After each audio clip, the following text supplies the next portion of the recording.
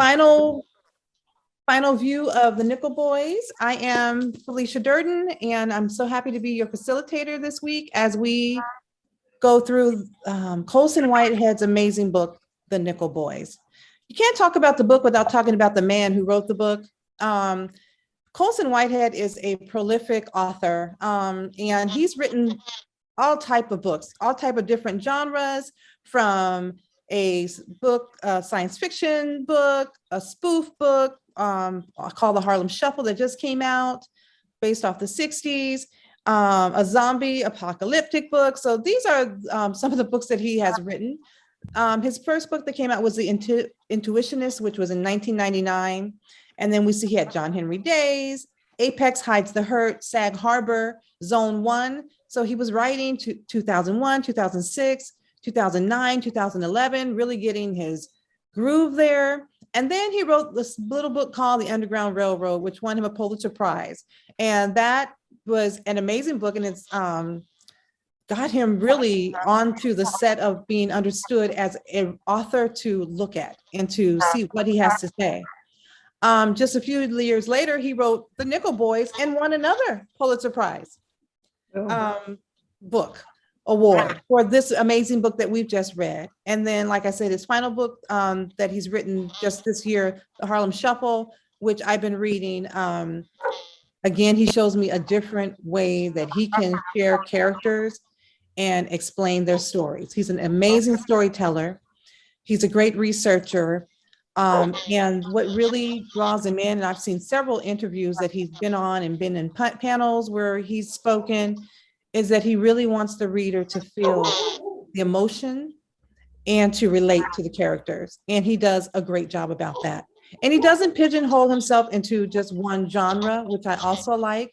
He says he writes about what he enjoys and what he's interested in at the time. So if he sees a news story and he thinks, hey, I'm interested in that, maybe I want to pursue that more, he will do so. So that is what makes him so very special.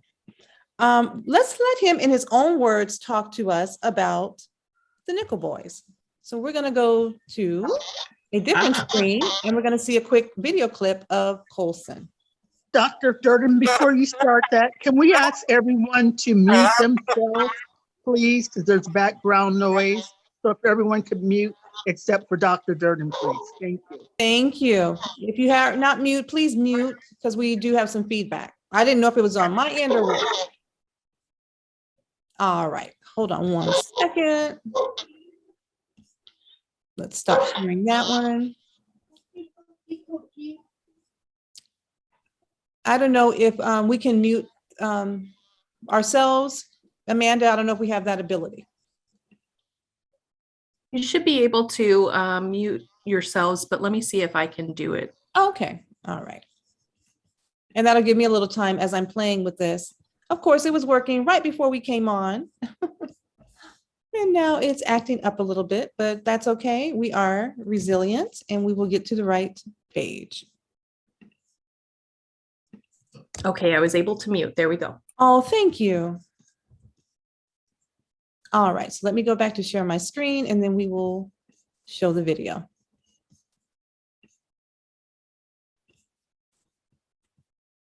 Maybe. Yep, here we go. Welcome to the show. Thanks for having me.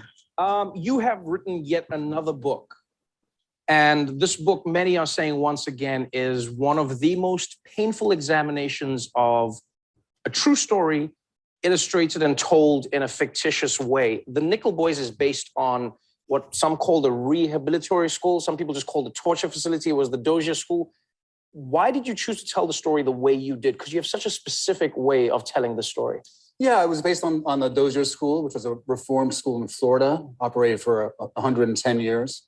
And the idea was very lofty. You know, instead of locking up kids with grown-up offenders, what if we give them teaching at school one day and work the next? They'll come out and be rehabilitated. Immediately, you know, 3 years into its being opened, there were kids as young as 6 being shackled, put in solitary confinement. Every 15 years, there'd be an expose and talk of reform, and nothing happened until it finally closed in 2011. And I was shocked when it hit the national media. They found unmarked graves 65 unmarked graves, and they try to reconstruct what happened. And it had been covered a lot in Florida, but not so much national media. Right. And I felt that if there's one place like this, how many other stories are we not hearing about? It's interesting, yeah, and it's interesting that they the idea of the school seems like a great idea. People go, as you said, it's a lofty ambition. We're going to go with reform. Let's not lock the kids up. Let's not put them in jail. Let's find a different way. But for all intents and purposes, this was almost worse than a prison. Well, yeah, there's a lot of physical abuse, sexual abuse in the unmarked graves. They dug up the bodies and found kids with shotgun pellets in their skeletons, blunt force trauma to their skulls. And so, usually we have great ideas, and when people get involved, they turn to crap. Right. You write the book from an interesting perspective because it's based on this school, but you're telling it through a very personal lens. There are two characters in the book who we're following the story through, and both of them are at the school, but both of them see the school through very different lenses. One sees the school as like this is not going well, but it's not the world, or it's not America as it's supposed to be. And another goes, no, this is exactly what America is all about. Why did you choose to tell the story in that way? I could have said it in 85 and in 1924. I picked 1963 because it's the height of the civil rights movement. Right. And Elwood, or positive character, optimistic character, has seen advances in terms of social order and justice. But it's also the height of segregation, Jim Crow laws that restricted Black life and movement in America. And so we have these two warring ideas of progressivism and entrenched injustice. And so Elwood thinks he can change the world. He's been inspired by Martin Luther King and the marches he's seen in his lifetime. Mm-hmm. And then there's Turner, who's an orphan, and he's always lived by his wits and doesn't think that people change or systems change. Right. I think they represent parts of me. I have an optimistic side and a pessimistic side, and are often at war with each other. And I think it's a fundamental sort of philosophical disagreement we all have. When you write books like this, do you ever find yourself changing your mind as you're writing the book? Because although you're creating the story, I mean, there must be a part of you as a storyteller and as a story consumer that is also falling into the story. Like, do you write the book and then go, oh, I don't have hope for America, and then write another page and go, no, I'm very hopeful for No, sure. Well, you have to get in the character depending who's taking command of the story. Right. So some days I'm Elwood, some days I'm Turner, and going back and forth. And sometimes I'm in my character, sometimes not. Cora, the main character of the Underground Railroad, has the least amount of me in her, which is probably why it's my most popular book. But in terms of, but with this book, I sort of have my Turner days and Elwood days. If someone's reading this book, I mean, I won't lie. Like when I was reading parts of it, you want to put it down, but you don't want to put it down. You want to put it down because of how it makes you feel, but then you want to keep reading it because the story is so engaging and it's gripping, and you don't want to look away. It feels like you're not afraid to write stories like this. Some would say that you're exposing the ugly underbelly of America. Would you say you're doing it for that reason, or are you just telling stories to try and get people to think about their world differently? I'm trying to do the right project that is appropriate for me this year. And I've written books that have a lot of jokes and books that have no jokes. I've written 2 serious books in a row, one about slavery and this one about the reform school. And if you're going to tell the story right, you have to be all in. Right. So it's brutal. Slavery was brutal. It's not like I'm writing Gone with the Wind, where a white lady is being self-actualized against the backdrop of slavery. Right. It's like, oh, they're trying to burn my house down. It's like, they should burn your house down. You're a slaver.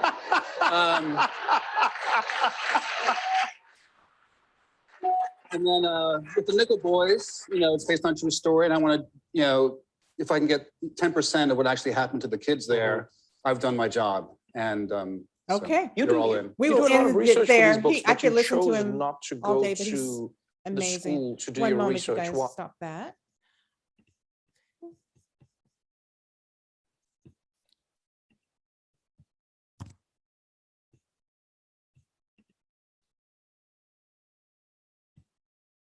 All right.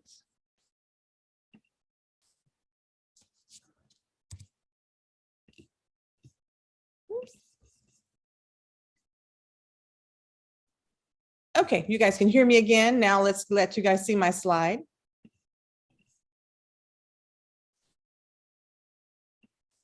I'm just hearing his words. As we see, he says that he writes the books when it's what he sees as the right time to have told that story. And then he told it. And he wrote it from the perspective of being all in. And I think that we can certainly say that he was all in this story, because we could feel what Elwood felt. We could feel what the boys felt as we were reading their story. Okay. Here we are. You guys can see my screen now, I think, and I'm going to play it from this slide. All right, so we'll go on. So we know that we in the book we had several themes.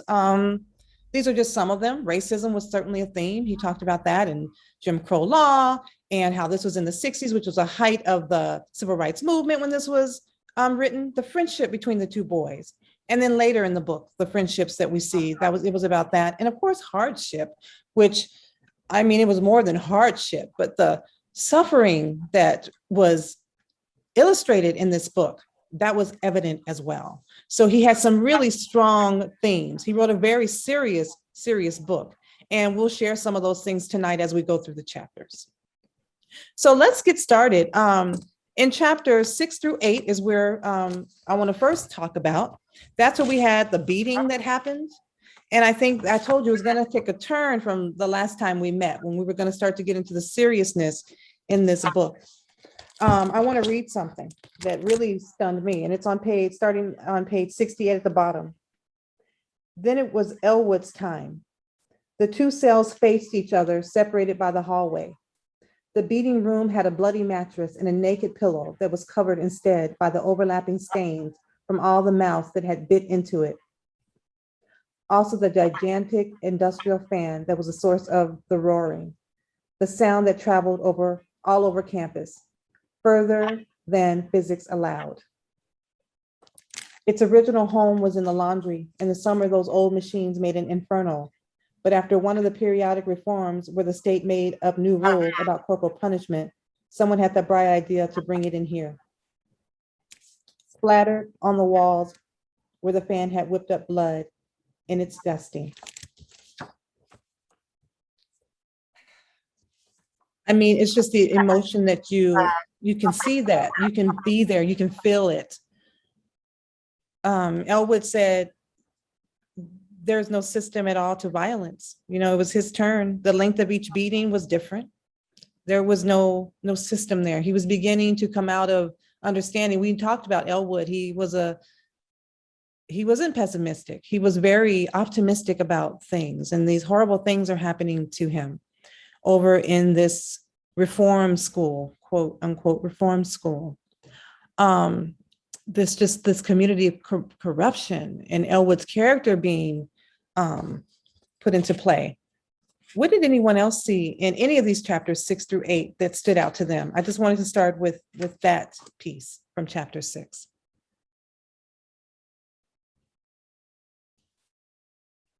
I put some quotes on there too that stood out. When Dr. Cook, the white doctor, said to Elwood, "Wow, they got you good." Dr. Cook said whenever he changed Elwood's dressing. Like, that doesn't feel like it was no remorse in that. It's just, oh, they got you really good this time.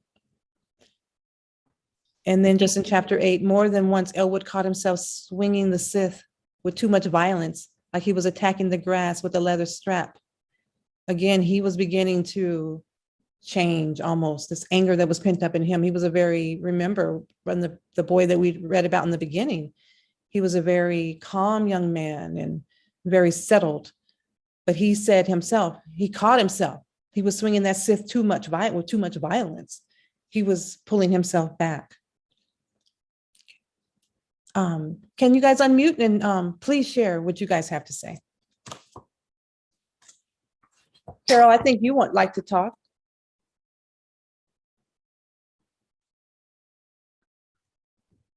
Amanda, are they not able to unmute? I can. Can you hear me? Hello? Chris, did you have Yes, something? we can hear you. You're Okay. on mute. That's why I can't hear anybody. Oh, there you are. Yes. Okay. Yes, I wanted to say that the writer, the Oh, Chris, I author- still can't hear you. I'm unmuted. There we go. Now I can hear you. Sorry. Go ahead. I wanted to say that the author was a little gentle, I think, in I'm out. not wanting to shock us so much. Oh, Jesus.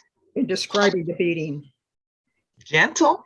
that Elwood received, which was really, really bad because So obviously, you're saying he held back a little. He didn't show it Right, so much. right. Well, he did talk about that because there was sexual abuse that happened in this Dozier school, and he did not choose to write about those things in such detail.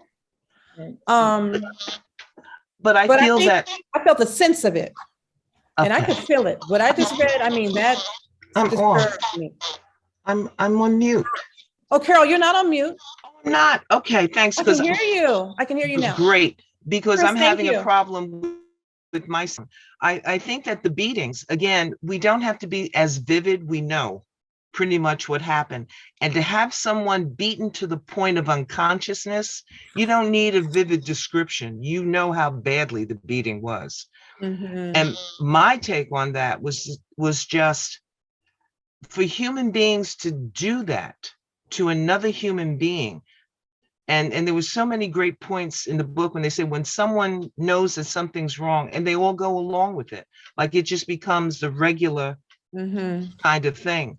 And I think that his book was not to do so much the horrors in detail, but to really show the characters and how they were responding and how they reacted Yes. to it.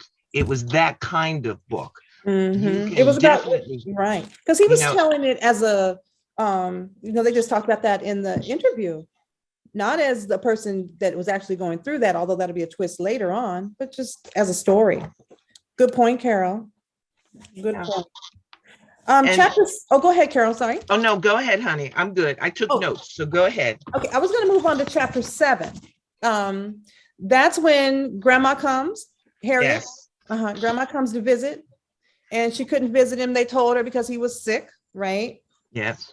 And then the boys learned about this community service and all this corruption that was going on. That they were And making that was profits. par for the course. Mhm, they were making profits off of them. Yeah. What did you guys think? What came out for you in chapter 7? You know, it just brought to light again how prisoners back, they would call it the leasing laws, that the cities could rent out the convicts. People would purposely be arrested so that they would have to do all these work details, and everybody else was making money. And ever so slowly through his community service, he found out where their food went, the toothpaste went, the medicine went, all the things that they were not getting all went out so that those in charge could make money and again be in control, and no one stopped it. It became that just became the regular thing to do. It was okay. It was just status quo. This, Yes, like she said, yes. was in business over 100 years. Yes. This was entrenched in. This It's was a- the culture there. You know, It is, there. and it is. Mhm. Well, And he Dr. mentions Dark, that. Something, Go ahead, Michelle. this is just a reflection of where we are right now with the prisons, that they make profit from having prisoners there, having Yeah. to keep a certain rate of prisoners in the prison. And it also reminds me of a movie, TV show, Cold Case, where they did the exact thing, where people were picked up and where they should have not even been sent, especially if they were teens, they would send them, because at the end of the day, it was always about the money. All about the money. Yes. And the fact that he was able to find out that, oh, we didn't get this, we didn't get that, but someone else did. And going back to the beatings, I think he wrote clear enough that we were able to visualize in our minds, put ourselves in the young man's spot and feel what was going on. And he was a good young man. Not that anyone Yes. deserves that, but the fact that we knew, because we had already built a relationship with Elwood from those beginning chapters. And for something like this to be happening to him, and he wasn't even a part of, him being there was just a travesty. That shouldn't have happened. That was corruption. And there was a great quote from Turner, because he said to him, "You've got to see how people act. Then you've got to figure out how to get around them." Mm, And that's really like an obstacle course. And mhm. that's really how we've had to live, That's so true. That is so because you true. have to listen to how people phrase things, the kinds of questions that they ask, Got to be and you very can pretty careful. much figure out where they're coming from, and then you move from there. You maneuver around them, right? Yeah. So true. So true. Now, when grandma comes to visit him, he didn't tell her about the beatings. Why do you think that? What do you guys think about that? He wouldn't want to break her heart. He doesn't want her to know. And he's protecting her. And again, remembering the losses that she's already had. He's just grateful that she comes every 2 weeks to visit him. And he just wants her to think everything's fine and this will soon be over. I agree. I love Elwood. In chapter 8, remember how he decided he wants to graduate by June so he can work, Yes. so he can re-earn that money that his grandma spent on the lawyer. He's still Yeah. thinking about someone else, even though he's in this horrible situation. That teaches us about his character. Yeah. Elwood had a strong character. And he stayed focused, Mhm. which I love. He stayed focused on the prize. But Dr. Durden, I think one of the reasons, why would he share with her? She's already gotten the lawyer. Nothing has changed. She can't do Mm. anything. Mhm. Add to her grief. Right. Nothing more to add to her. He's just going to deal with it. He has strong will to do what he knew was going to be the right thing. And I think he probably modeled himself was thinking about King at that time and the sufferings that he went through. I mean, anyone who is a strong follower of King, and I always was growing up, he showed suffering. I mean, we see him on the video where he is spit at and he doesn't react. He just maintains that calm nature. And that's where that Sith one comes in. He caught himself because he was swinging it with too much violence. He's non-violence. He doesn't want to have a violent nature. That's not in him. That's how I interpreted that. I don't know if anyone else saw it any differently. No. And that's true because everybody is different. And that was the beauty of the two different characters. Yes. And Elwood grew up very quickly and had to learn the game, but he was staying focused. Yes, he was. Yes, he was. Anything else before we move on to chapter 9? Oh, 9. Wow.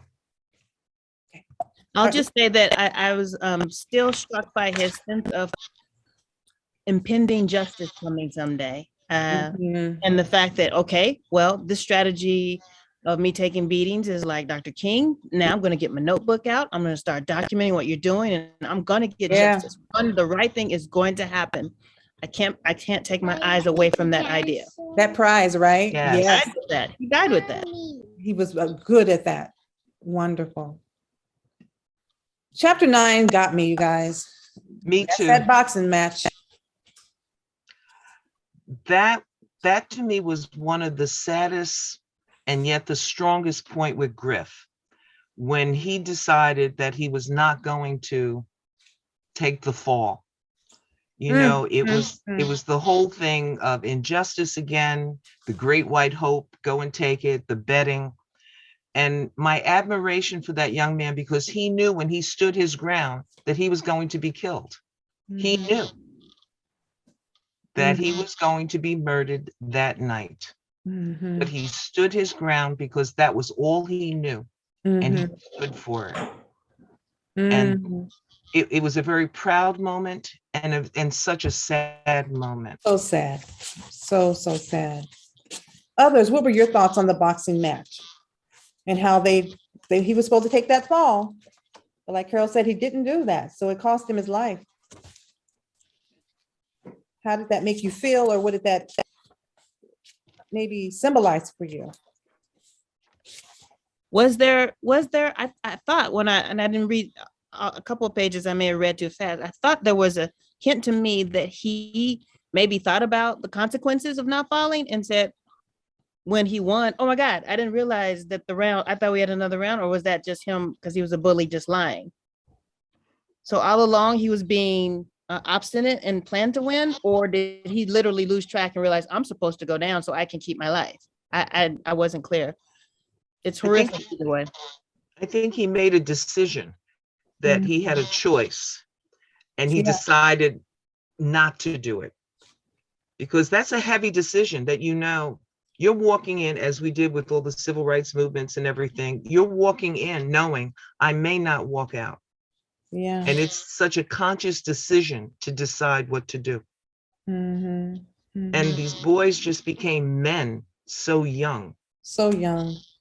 Yeah, I think he consciously decided also, but it's kind of left a little ambiguous, which is what good authors do. You know? Joanne, did you have anything to share on that piece? I see you joined us, and hi, Tara. I don't think I said hi to you.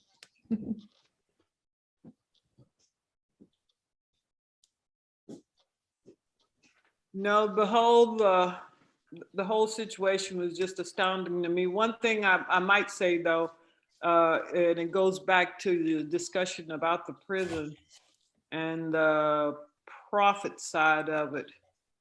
We see a lot of that right now with mentally ill and the jails being used as psychiatric wards instead. Yeah. And that was the first thing that popped into my mind. Mm-hmm. And I thought, wow, you know, I don't know. Everybody finds a way to make a profit and cause pain and suffering for individuals that are already in pain and suffering. Yeah. Yes.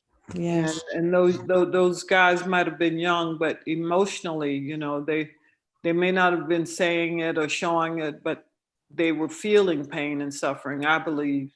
Mm-hmm. Some of their actions that may have gotten them to where they were Right. was probably from some of the things that was happening to them already. But it's a heavy book. It is heavy. It is very heavy. But you know, when I started reading it, I thought, oh wow. And I am very happy that you have it as our book of choice for this session. Because like Michelle said, there's so many things in there that we're in right now. Mm-hmm. Mm-hmm. And so it'll maybe broaden our thoughts about things and all. And I'm not going to be able to stay for the whole discussion, which I'm kind of bummed about. But It'll be recorded so you can see it later. But okay. I would like to do that. absolutely. Okay, well, you guys have a good discussion. In fact, I was getting ready to sign out in about. I know. That's why I was trying to catch you before you go. Thanks, Joanne. Thank you for this choice of this book. Oh, thank you. Very timely. Thank you. And I like the end of the chapter. Yeah. When how the author brings us back to the beginning of the prologue when they found the bodies. And he says when the state of Florida dug up the bodies 50 years later, they found him. Yeah. They found Griff. And it just shows how he went back and forth saying, and here he is, to constantly keep us in the story, keep the flow. Keep it going. Keep it going. Beautiful. It is beautiful. Chapter 10 is the horse medicine. I thought that was funny, where they decided they were gonna get this, get one of those guards back, or, you know, The poison. give them that poison, that horse medicine. And the boys, Elwood and Turner, they started to daydream about escaping from this place. And they have this detailed plan. But they didn't want to bring anyone else in because they didn't want to risk being discovered, of course, with their plan. What did you guys get out of chapter 10? For They didn't me, suspect them, you know, that they had anything to do with that. Go ahead. yeah, it just shows that you have to fight with what you have. Mm-hmm. And after a while, when people say, oh, that was a terrible thing to do, when you have left no other alternative, someone will figure out a way. And I began to think about like women who are abused, that they can't get out of a relationship. And some of you may be too younger to remember the Bobbitt case. I remember But those that. of us that are older remember the Bobbitt case. Mm-hmm. After the Bobbitt case, men were very nice to their wives. For a little bit. Yes, for a little bit. So, you know, and we all laughed about it and said, let's all get the Jinsu knives will come. Christine, you must remember the Jinsu knives were coming out then. And we would say, oh, here comes Bobbitt. So, people can be pushed to that point. And I Yes, they think can. with the boys, they They found had their breaking point. a way. Yeah. I thought it was funny myself. There was the Bobbitt case, and then there was Do you Medea. know about the Bobbitt case? Yes, and Medea reminding us what we could do with hot grits. Oh, yes. Yes, she does. Chris, what were you going to say? I see you unmuted. Go ahead. Hun. I was going to say that there is no going back. The two had a plan. They had to go through it no matter the consequences of the plan. They both knew one of them was going to make it. Yep. They both knew one of them was going to make it. We're not Yes. there yet. The friends hope that my friend, I hope, makes it. The other friend thought, I hope my friend makes it. But I think they knew right from the very beginning, one of us One of us is going to get out of this. going to make it. But It together isn't we're a going matter to. of who is stronger, who is wittier, or who was more experienced, or what. It was just the fate of it all. That, you know how when Elwood wrote a story and no one really believed the story, he had dreams that it would be in print, that the journalists would spread it, and it would be read by everyone, and then this madness that was going on would stop because he would reveal in his writing everything. Well, what happened to that? Nothing. I don't think he got discouraged. I think that he finally realized that this plan was going to be their plan, the two of them, that they had planned, they got ready, they knew the road, they knew what was ahead, they knew about the dogs, they knew how to escape the danger. You're ahead. You're ahead. Right, but they had to keep That's going. okay. They had to Okay. Good, good, good. So you did jump us ahead a little bit, but you got us to the chase, 11 and 12. So chapter 11, I like the way he wrote, and Carol had alluded to this, how he takes us from the present moment back to the story. So in chapter 11, we see Elwood in his New York City rundown apartment. He got his GED. He has his Ace moving company. You know, he's doing okay. He planned, he wanted to be a college graduate. He wanted to be a civil rights leader, but things didn't exactly come that way. So I really enjoyed chapter 11. I like the way that Colson wrote in chapter 11. I liked how he skipped around. It kept me engaged in the book and gave me a little relief and reprieve from that horrible place, the Nickel School. I didn't like being in the Nickel School. I didn't, those parts were uncomfortable for me. But anyone else, what did you think of Elwood as he is a man over here in New York and living his life? Did he turn out the way you guys thought he would? Well, considering from whence he had come, I was surprised and happy that he was in New York. And I do remember the garbage strike because I'm from the East Coast. So that was really interesting. Yeah. and the white flight, that was the big thing. As the whites would just leave, and then the houses were available. Then as soon as they thought that it was more marketable, suddenly they start coming back. And you watch this throughout all the towns, Tempe, Gilbert, whatever. They'll relocate, they'll change the rules. And what I loved about Elwood is he said, either way, they have to move, and I'm available to pack them up and move them back and forth. So he took that opportunity, which I got a kick out of. I do like that too. He did. He took advantage of that opportunity. He was always a good worker. Remember when he worked at the store? He was always a very good worker. And he was a good student. Even though he knew that they didn't want him to do well in school, he wanted to do well. Yes. Chapter 12 gets us we skip back to the past, where Grandma again comes to visit Elwood. Bad news, Bill, the lawyer ran away with all the money. Another sad story for her and for him. And then Elwood is just, again, he loves Grandma, and he just reassures her that he's moving up in the ranks, everything's cool here. Yeah. But then took it in stride so well. Yeah, he did. He really did. He really did. But that's when he made that resolve that he had to get out of there. And the way he was going to do it was he's going to bring that institution down. He had his notebook. He was smart. And he had a plan. He had a plan. That quote there I put from chapter 12, it was crazy to run and crazy not to run. What does that mean to you guys? Oh, say that again, hon. It was crazy to run and crazy not to run, to try to leave this place. It's crazy Exactly. to run away, but it's crazy not to run away. It's like you're caught between a rock and a hard place. Mhm. Both can be losing situations. Both can be a winning situation. If I ride the storm, maybe I'll make it through. And it's the same thing that Griff went through. You have to make a decision because you're caught right there in the middle. And Right. you decide, I'm going to give it a shot. Exactly. So let's move on to Elwood and Chicky Pete. They've gone 13 through 16, the state inspection and his wife Minnie, and that great escape. So in chapter 13, it flashes us forward again. It takes us back to the future. Yes. He's an adult in New York. He's enjoying watching the marathon. He sees the crowd cheer and the race participants. So he's just living life. I like the way he brings us into what's happening. And Carol, thank you for giving your insights on those garbage strikes and things. Oh So my God. And the marathon. I was so happy because every year a Kenyan won the marathon.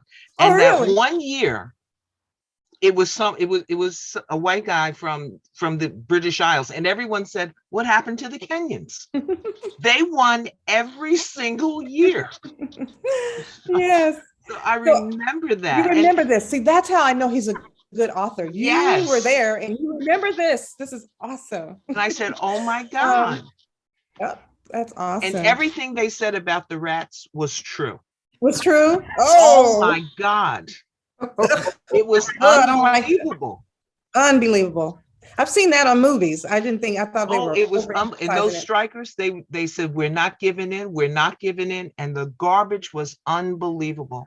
But there's something about New Yorkers. New Yorkers will just endure. There's no one like them. When they had the bus strike, the transit strike, the mayor went out and said, everybody stick with me because I don't have the money to give them what they want, what the unions want. People walk to work crossing the bridges. Whoa. That's unbelievable. Only New York. Only New York. No one else would do that. No, from Brooklyn to Manhattan. Insane. That's I crossed the Brooklyn Bridge and I was tired. I was not happy that day. I was not happy. I think I stopped at a hotel nearby and had to rest. Oh, in the lobby. I was like, oh my Lord, I'm not going back over there. I called a taxi. I'm like, that's enough exercise. But I think all of that too, it shows the strength of the human spirit. It does. It does. When you stand and say, we're going to fight together on this and we're going to win. We are, and we do. And they did. And they did. Now, what do you guys think of Chicky Pete, his friend, who unfortunately, he was his ex-roommate. They found each other now as adults. Unfortunately, he's an alcoholic. So, he got beat down from that situation. But through Chicky, Elwood learned that no one at the school ever learned of his escape. Knowing now the end of the book. In ordinary circumstances, there's usually a Chicky Pete in our own experiences that someone will come back in a different way after so many years. Somebody will appear all of a sudden to remind us of not the good or the bad as much as you can't hide what happened in the past. Like Chicky Pete, he's always the same. Yeah. He was the same then. And then when he saw him for so many years, he was the same. He never changed, as opposed to Elwood, who did. He did. He transformed. There's always a Chicky Pete in our lives. There is. There is.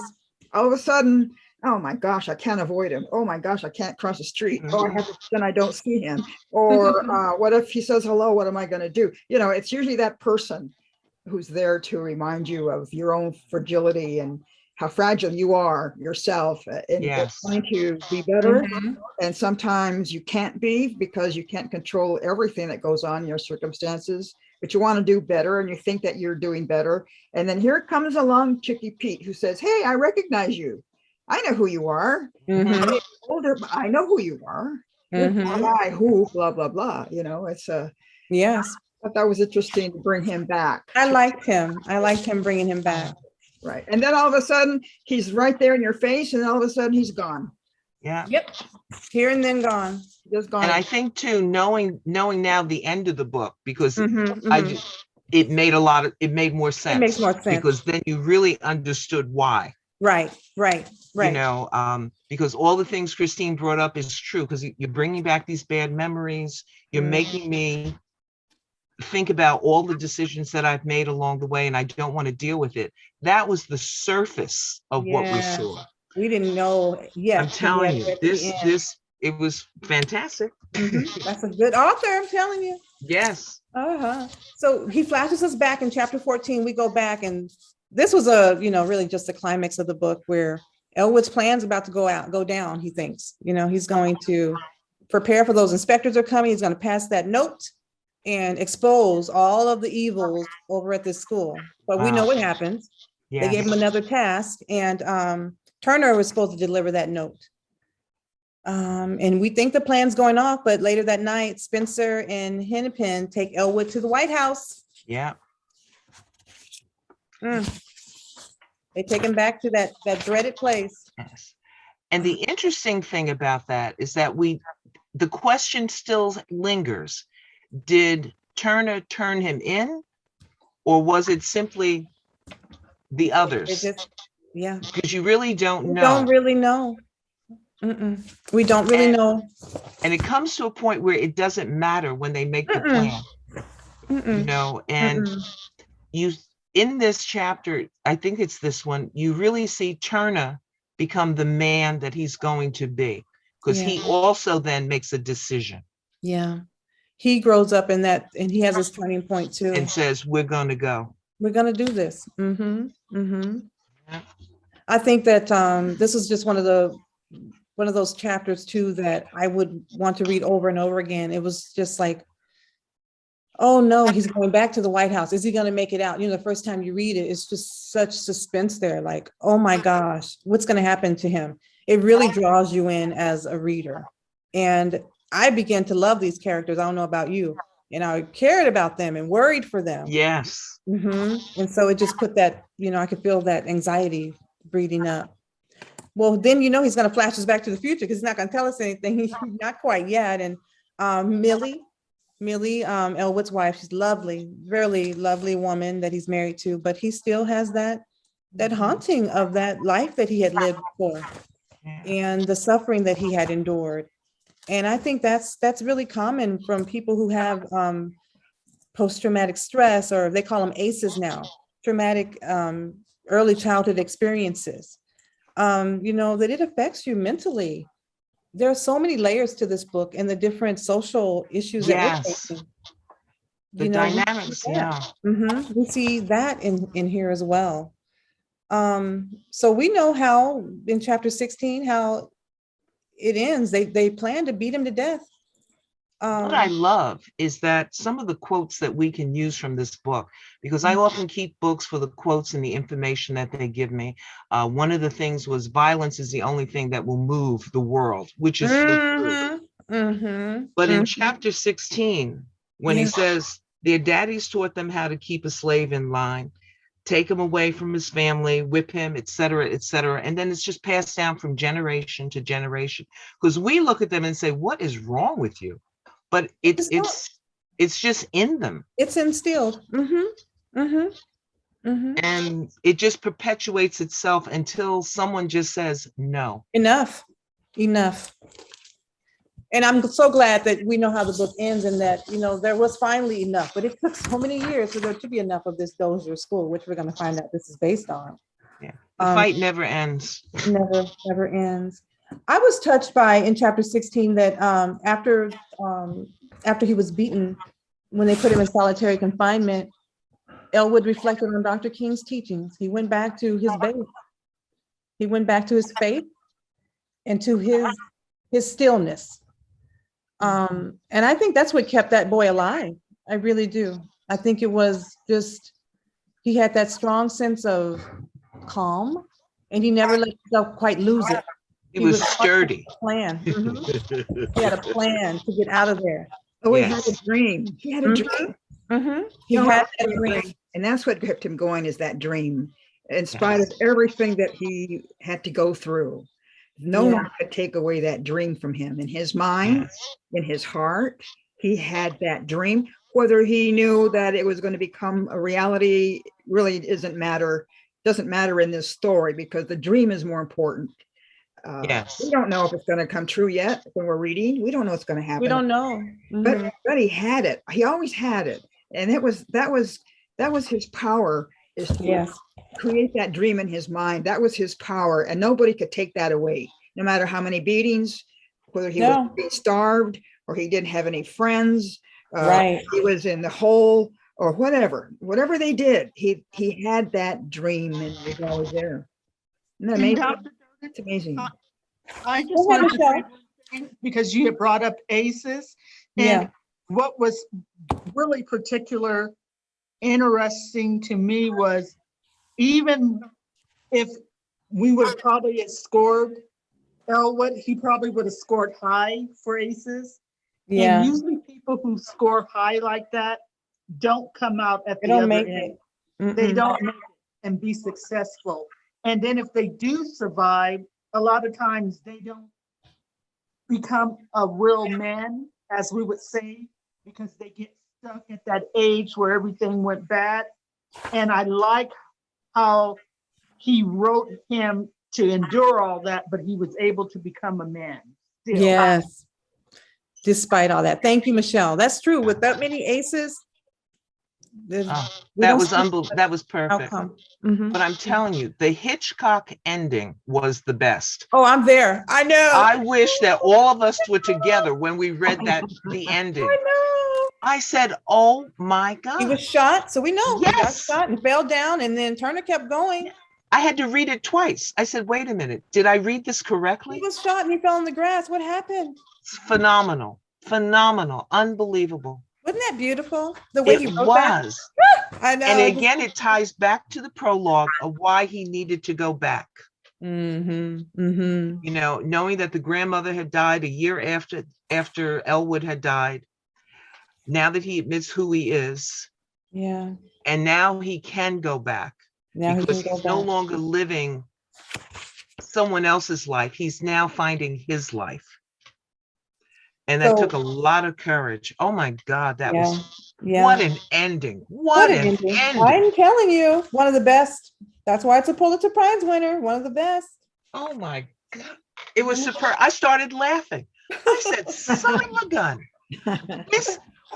This you did not expect. Perfect. You never expected it. Not at all. Never at all. No, you wouldn't. That's why I was saying the last time, there's a surprise ending. I can't talk about it. Don't look ahead. No, no. Don't. Please don't. Mhm. Now the epilogue. It's What the do you hope, guys it's thought? the hope again that the author gives to Mhm. his readers, right?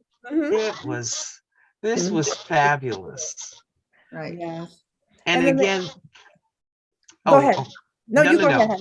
I was just going to say that very often we find it difficult to read these things, but the reality is this is our today. My son could be killed tomorrow just walking down the street.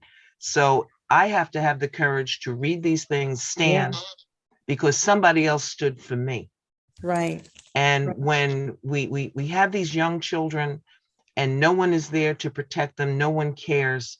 You just have to come out of your comfort zone and stand, not for the whole world. Just take care of what's in front of you. You know, so often people want to do something big and grand. You don't have to.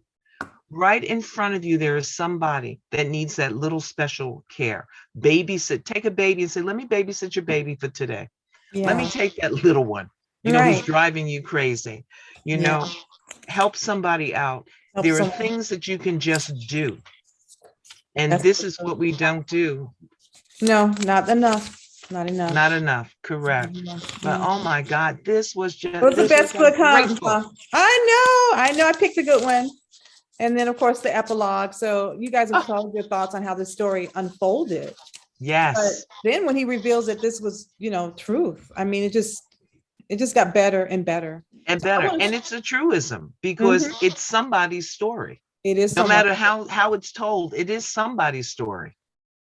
I'm going to show you guys a video clip now of A Haunting Look Back, because we know this is based off of a school in Florida. I couldn't tell you guys about this at the beginning because then the whole, wouldn't have made sense, but that Dozier School for Boys. So 1 second and we'll watch Colson again, hopefully. I'm getting better at this. Okay, yeah, I think I am there. Let me share my screen again. Nope. Okay. You guys are here with me and we'll put the video on. Humana's Sorry all-in-one for that. Medicare Advantage. A plan commercial, thank you. Commercial. I hospitals, don't want to see this. and prescription How do drugs. I get rid of that? Most plans also include Envision. Oh, well. It is open And enrollment Humana time. has a huge I network. know. All for a $0 monthly plan really? premium in many areas. You Good to deserve know. a great Medicare. Thank you. So call or go online today to get this free decision guide. Humana, a more human way to healthcare. Thanks. Oh, cool. Here we go.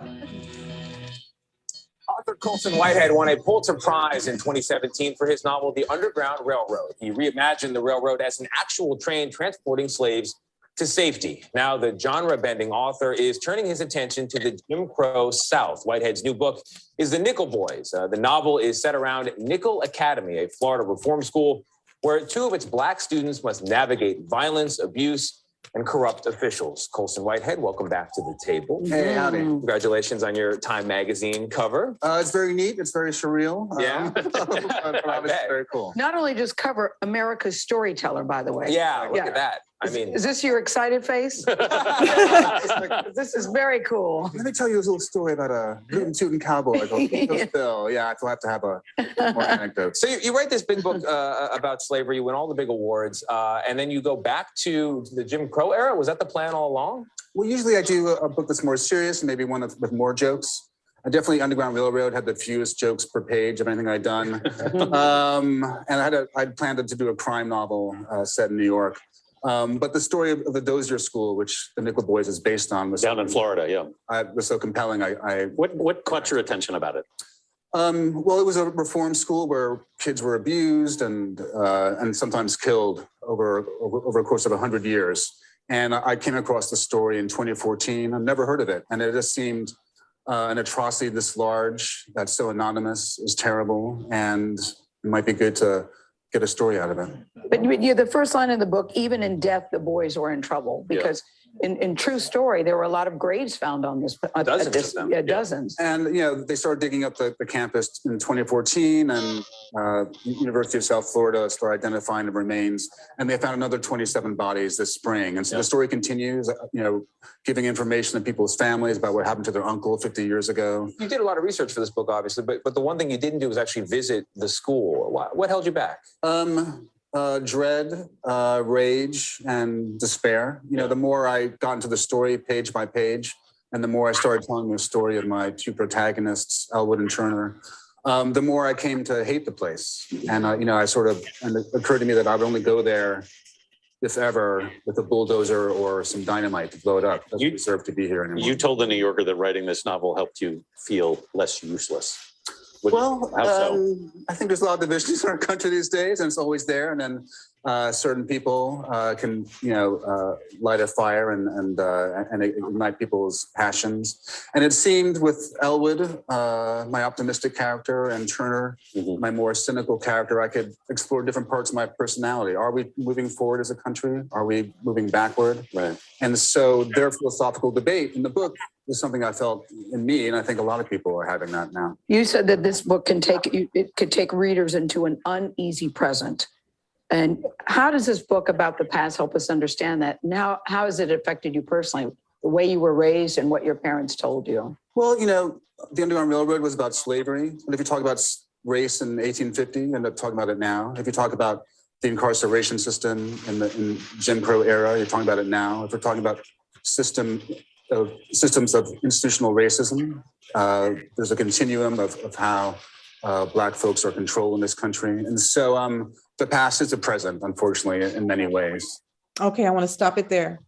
He said that reading this book can give you an uneasy present and the past is the present. And we, I think, have talked about that tonight. How we can relate to this book so much in what's going on in our world right now. And I think that's why he truly is one of America's storytellers. That being said, our next book, we're not done with our storyteller. We're going to meet again in January. We're going to have December off. And I don't know if the museum can check and see if January 27th from 6 to 7 would be okay. But our next book is going to be The Underground Railroad, which is his first Pulitzer Prize winning book. You guys see he's a good writer, so I think you guys will stick with me with him. Good. But he is really very good. I love it. Perfect. I think it's a perfect choice. That's a proposed date. Okay. And you'll then let us know if it's going to be in the museum or Zoom? I'm going to have to probably always be on Zoom, personally, just because of my work schedule. And Okay. yeah. But I have to give away prizes, and the prizes this week are 2 of the Underground Railroad books. I wrote everyone's name that's been here tonight on a thing. So let me undo this funky background so you guys can actually see that I am not cheating. Okay, there we go. When I pull the name. Oops. Oh no, we're on prizes. What do we do? We don't do anything? We don't do anything. Okay. Hold on 1 second. Okay, did my background change? You guys can see? It says prizes. Okay, can you guys see me? Yes, we can see you, Dr. Durden. Okay, all right, so I'm gonna pull names. I have all the names on the ticket, so I'm giving away 2 books. So the first one I pulled is this one, and it is, can you read it? No. Oh, I want you guys to see it. Hold on. I thought it said Chris. oh, No, it says Michelle. oh. That's me. Michelle, you Michelle, get won. those glasses, Michelle. Michelle, you won. Okay, let's see who the next one is. Okay, let me mix them up more. Mix, mix, mix, mix, mix, mix, mix. And it's this one. Whoever this is, who is it? She was here, but she left, but Joanne. Oh, good. All right, so Michelle and Joanne will get the book to be shared with them. So Thank you, Dr. Durden, so guys, much. thank you. Thank you, honey. Rita, This is it's wonderful. great Thank you, babe. discussion. Then you give us free books away. Oh, I love getting books in people's hands, please. And I I love don't to know do if that. everyone saw from Amanda that January 27th looked good. Is that correct, Amanda? Yeah, she said yes. Excellent. So that'll be our date, January 27th from 6 to 7, Perfect. Underground Railroad. And he sort of talked about it in that clip we just saw. So it's a good Yeah. one too. It's a great book. Okay. Well, I love the Nickel Boys so much, and I'm glad you guys enjoyed it too. Certainly did. I don't know so much enjoy would be the. Well, we Well, I enjoyed did. discussing it. I think I It was enjoyed the well writing. done. The writing, oh, Yeah. his technique, my goodness. Thank you for. And it was an easy read, Yes, it was. It was. which made it nice. Oh, well, thank you guys so much.